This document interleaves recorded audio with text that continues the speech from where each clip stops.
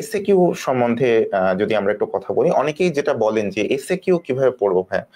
আমরা যেমন mid term যেমন এসএকিউ অংশটা আমরা তো ডেভিডসন পড়েই আসছি। অনেকে যেটা বলেন যে আমরা তো পার্ট 1 এর সময় আমরা অলরেডি ডেভিডসনটা পড়েই আসছি, তো এখানে আমরা কিভাবে এসএকিউ অংশটা সাজাবো। দেখা যাচ্ছে ফিফথ ইয়ারে অনেকে এসএকিউ প্রশ্নটা শেষবারের মতো সলভ করে আসছেন, তাহলে এখন কিভাবে এসএকিউটা আমরা সলভ করব। এই এসএকিউটার ব্যাপারে আসলে যদি আমরা একটু বলি ইন ডিটেলসে, যেমন আপনারা যদি এখন তো আপনাদের আর খুব বেশি সময় নেই, আপনাদের আছে মাত্র 3 মাস সময়, ইন ডিটেলসে পড়ার কিন্তু কোনো সুযোগ নেই। এবং আমরা যখন মিড টার্ম কোশ্চেন গুলো আমরা যখন অ্যানালাইসিস করি, আমরা যেটা দেখেছি যে কিছু পার্টিকুলার টপিকস থেকে প্রশ্ন আসার সম্ভাবনা কিন্তু অনেক বেশি থাকে। যেমন আমরা জানি যে ডেভিডসনে আমাদের কিছু মেইন চ্যাপ্টার গুলো আছে। মেইন চ্যাপ্টার গুলোর মধ্যে যেমন ধরে নিলাম কার্ডিওলজি, হতে পারে এন্ডোক্রাইনোলজি, হতে পারে রিউম্যাটোলজি, হতে পারে হেপাটোলজি। এই মেইন টপিকস গুলা থেকে যেগুলো আমাদের ওয়ার্ডে অনেক বেশি আমাদের আসে, যেমন ধরেন একটা সিএলডি পেশেন্ট হেপাটোরেনাল সিনড্রোম নিয়ে আসতে পারে, স্পন্টেনিয়াস ব্যাকটেরিয়াল পিটোনাইটিস নিয়ে আসতে পারে, বা ধরেন একটা রেসপিরেটরি একটা অংশ যেখানে আমাদের যে বা ইনফেকশন ডিজিজ চ্যাপ্টার যেমন লেপ্টোস্পাইরোসিস ওয়ার্ডে মোটামুটি কমনলি পাওয়া যায়। এই জিনিসগুলা কিন্তু স্যারদের মেইন ফোকাস পয়েন্ট থাকে, এইগুলা থেকে কিন্তু স্যাররা সিনারিও তুলে আনে। এবং আপনি যখন প্রশ্নটা সলভ করবেন, আপনার মনে হবে যে আপনি কোনো একটা টার্সিয়ারি হসপিটালে আপনি ট্রায়াজে বসে আছেন এবং প্রশ্নগুলো সলভ করছেন। এই ব্যাপারে ভাই আপনার আপনার কি মতামত, কেমন কি মনে হয় এসএকিউ প্রশ্নের ব্যাপারে? অবশ্যই। তাহলে যেহেতু আমরা আসলে আজকের যে আলোচ্য বিষয় যে 3 মাস সময় আছে পরীক্ষার, এবং পরীক্ষার আগে আমার প্রিপারেশনটা কিভাবে গুছাবো, তাহলে অবশ্যই আমার মনে হয় যে প্রিপারেশনটা খুব ফোকাসড হওয়া উচিত। আমি যদি একদম চিন্তা করি যে আমি এখন ডেভিডসনটা ফুল শেষ করব শুরু থেকে প্রথমবারের মতো, সেটা তো আসলে সম্ভব না। এবং আমি যদি প্রতিটা টপিক ধরেও যদি পড়তে চাই, তাহলে হচ্ছে আমি একবার মানে জাস্ট শেষ করতে পারবো। তো তখন আমার পরীক্ষার হলের এক্সাম প্রিপেয়ার যেটা আমরা বলি, সেটা কিন্তু আসলে আমার পক্ষে সম্ভব না। তাহলে আমি যদি চিন্তা করি যে আমার একটা ফোকাসড প্রিপারেশন দরকার, তাহলে আমাকে বুঝতে হবে যে আমার পরীক্ষা আমি কি এক্সপেক্ট করছি। আমি যদি জানি যে পরীক্ষা হলে কিরকম কোশ্চেন আসছে, তাহলে আমি সেই রিলেটেড সেরকম প্রশ্নগুলো আমি বাছাই করে আমার পক্ষে পড়া সম্ভব।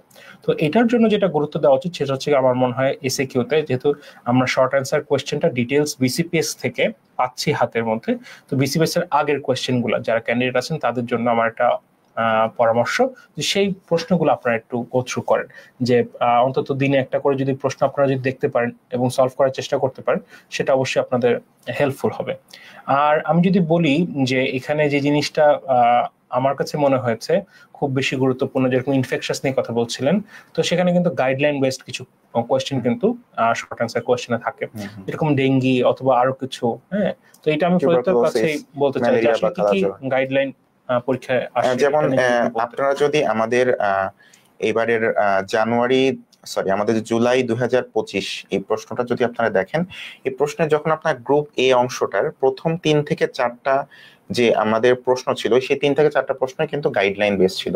ম্যালেরিয়া থেকে প্রশ্ন আসছে, তারপর হচ্ছে আমাদের ডেঙ্গি থেকে প্রশ্ন আসছে, টিবি থেকে প্রশ্ন আসছে। এই প্রত্যেকটা এই যে ইনফেকশাস ডিজিজ অংশের যে প্রশ্নগুলা, এগুলা কিন্তু আপনি ডেভিডসন থেকে পড়ে কোনোভাবেই অ্যান্সার দিতে পারবেন না। এটার জন্য কিন্তু আপনাদেরকে ন্যাশনাল গাইডলাইনটা পড়তে হবে, এবং এই স্পেসিফিক ক্লাসগুলো কিন্তু আমাদের সিনাপসে খুব যত্নের সাথে নেওয়া হয়ে থাকে।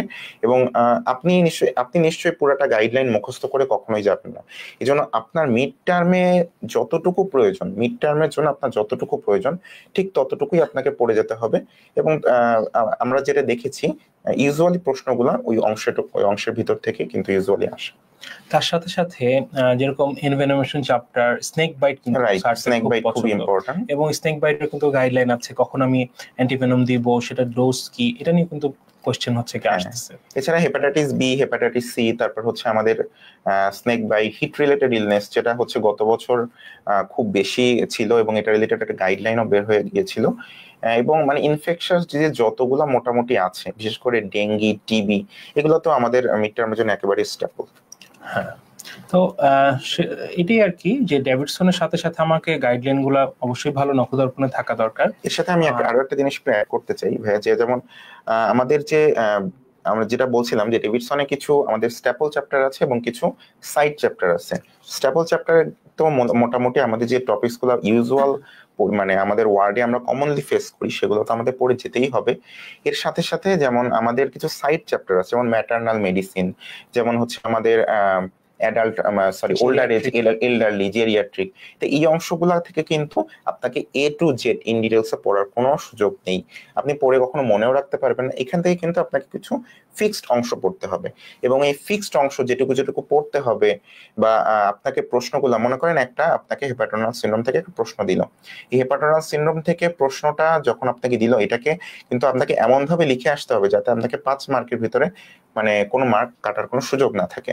এই সবগুলা জিনিস কিন্তু আমাদের সিনাপস মেডিকেল একাডেমির FCPS মিড টার্ম মেডিসিন যে এক্সাম ব্যাচে কিন্তু এটার উপরে বিশেষ গুরুত্ব দেওয়া হয়ে থাকে। তো ভাই আমাদের অনেকেরই একটা প্রশ্ন থাকে যে অনেক যারা পরীক্ষা দিতে যাচ্ছেন ক্যান্ডিডেট, যে আমরা SB এর জন্য অ্যাকচুয়ালি কিভাবে পড়বো, কারণ SB এর জন্য আমরা তো অ্যাকচুয়ালি অনেকেই বলে থাকেন যারা পার্ট 1 দিয়ে এসেছেন, পার্ট 1 দিয়ে এসে পার্ট 1-এ যেমন আমাদের এখন প্রায় 75টার মতো SBA এবং 75টার মতো ট্রু ফলস থাকে। তো SBA তো অনেকেই ওভাবে পড়ে আসেন, কিন্তু এখন যে পরীক্ষাটা যারা দিবে তাদের দেখা যাচ্ছে 50টার মতো SBA থাকবে, কোনো ট্রু ফলস এগুলো কিছুই নাই। তো SB এর জন্য অ্যাকচুয়ালি কিভাবে পড়া উচিত আপনার কি মনে হয়? সুন্দর প্রশ্ন। তো যদি আমরা রিসেন্ট কোয়েশ্চেনগুলো দেখি, সিঙ্গেল বেস্ট অ্যান্সার যেগুলো পরীক্ষায় আসছে এটা কিন্তু খুব সিনারিও বেস্ট, এবং ইভেন আমাদের এসএকিউ যে কোয়েশ্চেন সেগুলো সিনারিও বেস্ট। তাহলে আমাদেরকে একটা সিনারিও থেকে সেটা ডায়াগনোসিস, কারণ আমাকে হয়তোবা খুব রেগুলারলি ডায়াগনোসিস চায় না কোয়েশ্চেনগুলোতে। আমরা যদি দেখি কিছু কিছু ক্ষেত্রে সেখান থেকে ডায়াগনোসিস না চেয়ে আমি ইনভেস্টিগেশন কি করব এরকম প্রশ্ন থাকে, অথবা ট্রিটমেন্ট রিলেটেড কিছু প্রশ্ন থাকে। তাহলে আমাকে অবশ্যই সিনারিওটা অবশ্যই ক্র্যাক করতে হবে, তো সিনারিও থেকে আমাকে ডায়াগনোসিসে পৌঁছাতে হবে। তো এই জন্য আমার মনে হয় যে বিশেষ করে ওয়ার্ডে যেই পেশেন্টগুলো আমরা বেশি পাই সেই রিলেটেড সিনারিগুলো আমাকে প্র্যাকটিস করতে হবে। এবং যেটা বলছিলেন যে আমরা যদি একটা ইমার্জেন্সি ট্রায়াজে বসি, সেখানে যে সিনারিগুলো আমরা পাই, যেরকম আমি ওপিসি পয়জনিং, তারপর হচ্ছে গিয়ে প্যারাকোয়াড পয়জনিং, স্যারদের খুব পছন্দ। হ্যাঁ, তো এগুলো নিয়ে কিন্তু সিঙ্গেল বেস্ট অ্যান্সার স্যাররা দেয়, এবং এখানে ডিরেক্ট যে কি পয়জনিং সেটা হয়তোবা চায় না, কিন্তু কোন সিনড্রোমটা আসছে, এটা কি ইন্টারমিডিয়েট সিনড্রোম নাকি হচ্ছে গিয়ে এটা ডিলেইড হচ্ছে গিয়ে পলিনিউরোপ্যাথি, এই ধরনের প্রশ্নগুলো কিন্তু পরীক্ষা হলে খুব গুরুত্বপূর্ণ। তো প্রয়োজনের কাছে আমার যেটা যেহেতু এটা একটা হচ্ছে গিয়ে মানে সিঙ্গেল বেস্ট অ্যান্সার, তো সেখানে ডাটা ইন্টারপ্রিটেশনটা আমার মনে হয় খুব বেশি জরুরি। এই ক্ষেত্রে কিছু কিছু ক্ষেত্রে খুব শর্ট ডাটা থাকে, এমন না যে এক পৃষ্ঠা জুড়ে কোনো অনেকগুলা ডাটা দেওয়া। সো BCPS এর ডাটা বলতে যে সিমটম, সাইন, এইগুলোই ডাটা, তার সাথে একটা দুটো ইনভেস্টিগেশন থাকতে পারে। তো এই টোটাল জিনিসটা আমাকে বুঝতে হবে ভালো, মানে সিঙ্গেল বেস্ট অ্যান্সার গুলো পারার জন্য। সেজন্য আসলে ডেভিডসনটা ভালো করে পড়া, যে টপিকগুলো বারবার আসছে।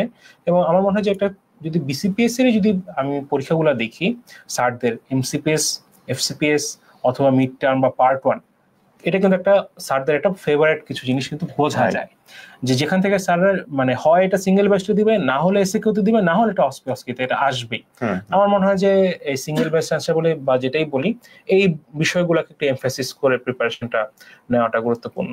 তারপর তুমি একটু যদি অ্যাড অন করতে সিঙ্গেল বেস্ট অ্যান্সারের ব্যাপারে। সিঙ্গেল বেস্ট অ্যান্সারের ব্যাপারে আমরা সবসময় যেটা বলে থাকি, সিঙ্গেল বেস্ট অ্যান্সারের জন্য আপনাকে কিন্তু আলাদাভাবে যে মানে পড়ার খুব বেশি কিন্তু সুযোগ নেই বা পড়ার প্রয়োজনও নাই। কারণ আপনি যখন এসএকিউর জন্য আপনি সিনারিও সলভ করে আপনি যখন মানে কোশ্চেনগুলো লিখতেছেন সিনারিও সলভ করে, যেমন দেখা যাচ্ছে আপনাকে হেপাটোরেনাল সিনড্রোম বা স্পন্টানিয়াস ব্যাকটেরিয়াল পেরিটোনাইটিস থেকে একটা সিনারিও দিল, এই সেম সিনারিও কিন্তু আপনাকে এসএকিউতেও দিতে পারে, এসবিতেও দিতে পারে। এবং আপনাকে হয়তো এসএকিউতে প্রশ্ন করতে পারে যে আপনি কি ইনভেস্টিগেশন করছেন, রাইট ডাউন ওর ইনভেস্টিগেশন। ঠিক সিমিলারলি আপনাকে কিন্তু এসবিএ তে প্রশ্ন করতে পারে what is the next step for in this patient, বা what is the best investigation for this patient. ঠিক আছে, সুতরাং আপনাকে কিন্তু আলাদাভাবে পড়ার আসলে খুব বেশি সুযোগ নেই, আপনাকে এসবি এসএকিউর যে অংশটা এটা একইভাবেই পড়তে হবে। আমার এখানে যেটা মনে হচ্ছে যে বিগত বছরের পরীক্ষাগুলো বা আমার নিজের যে পরীক্ষার এক্সপেরিয়েন্স, এখানে দুইটাতে কিন্তু কিছু ক্যালকুলেশনের ব্যাপারগুলো কিন্তু পরীক্ষা হলে আসছে, যেটা আমরা পার্ট 1 বা অন্য পরীক্ষাতে দেখিনি, ইভেন ফাইনাল পার্টও এত বেশি স্যাররা দেয় না, যেটা মিড টার্মে দিচ্ছে। যেরকম অনেক সময় আমার যেটা মনে পড়ে, আমি 2023 জানুয়ারি সেশনে পরীক্ষা দিয়েছিলাম, সেখানে একটা কোয়েশ্চেন ছিল যে একটা ডেঙ্গু পেশেন্ট আসছে, তার ডেঙ্গু কি ক্যাটাগরি সেরকম একটা সিনারিতে বোঝানো ছিল, যে তার ব্লাড প্রেশার কত, কতক্ষণ পরে আসছে, তার কি কি সাইন সিমটম আছে, তারপর আমাকে বলছে ফ্লুইডটা কত ড্রপে দিব, মানে এরকম একটা কোয়েশ্চেন ছিল। হ্যাঁ, ইভেন ডেঙ্গু থেকে এই গাইডলাইন বেসড প্রশ্নই ছিল 3টা, জাস্ট এটা সিঙ্গেল বেসড অ্যান্সারে, নট এসিকিউ। সো আমাকে কিন্তু গাইডলাইনের জন্য, ইভেন তারপর হচ্ছে কালাজ্বরের জন্য ডায়াগনস্টিক ফার্স্ট হচ্ছে কি ইনভেস্টিগেশন কোনটা করা দরকার, আর্কে-13 ডিপস্টিক, মানে ওইটা কিন্তু আমার দেখা যাচ্ছে যে ঠিক ওই যে গাইডলাইনটা পড়েছে সে ওইটা বুঝতে পারবে। অনেকে স্প্লেনিক বায়োপসি সেখানে দিয়ে আসতেছে, চিন্তা করছে না এটা হয়তো বা করা হয়। তো আমার মনে হয় যে গাইডলাইনটাও কিন্তু আমার সিঙ্গেল বেসড অ্যান্সারের জন্য কিন্তু খুবই এটা গুরুত্বপূর্ণ। এছাড়া অনেক সময় কিন্তু পরীক্ষায় আপনাদেরকে সরাসরি যেমন কারেক্টেড ক্যালসিয়াম বের করতে দেয়, ঠিক আছে? তো আমরা অনেক সময় ওয়ার্ডে আমরা যেটা করি যে এইসব ক্ষেত্রে আমরা জাস্ট ফোনটা ইউজ করি, আমাদের এমটি ক্যালকে ঢুকে আমরা ক্যালকুলেটর ইউজ করি, কিন্তু দেখা যাচ্ছে পরীক্ষায় যখন প্রশ্ন আপনাকে দিবে তখন কিন্তু আপনাকে ফর্মুলাটা সহ আপনাকে ক্যালকুলেট করে আসতে হবে, এবং এটার জন্য কিন্তু আপনার এই ফর্মুলাটা লেখার জন্য কিন্তু আপনাকে নাম্বার থাকবে। সুতরাং এই যে ছোট ছোট জিনিসগুলো, যে ডেঙ্গুতে ড্রপ ক্যালকুলেশন বা এই যে কারেক্টেড ক্যালসিয়াম বের করে, এই জিনিসগুলো কিন্তু আপনারা একটু মুখস্থ করে যাবেন, কারণ এগুলো কিন্তু আপনাদেরকে মুখস্থ লেখা। ইভেন যেরকম কিছু কিছু সাইন আছে, যেরকম আমার পরীক্ষার সময় আসছিল যে কি দুইটা সাইনের নাম লিখতে, যে ট্রসাস সাইন আর ভস্টেক্স সাইন।